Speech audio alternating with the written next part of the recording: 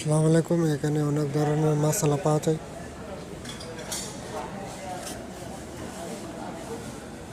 এখানে বিভিন্ন ধরনের মশলা, মানে আমরা যেহেতু বাংলাতে বলি মশলা, আর হচ্ছে বাদাম,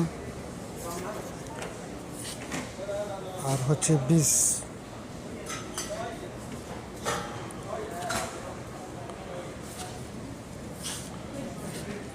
কালোটা হচ্ছে সিমের বেশি মনে হয়, সে ডাল।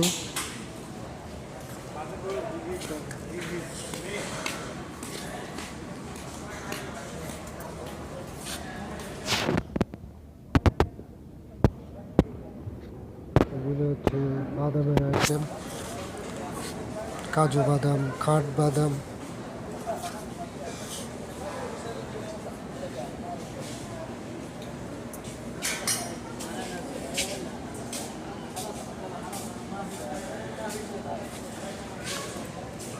বিভিন্ন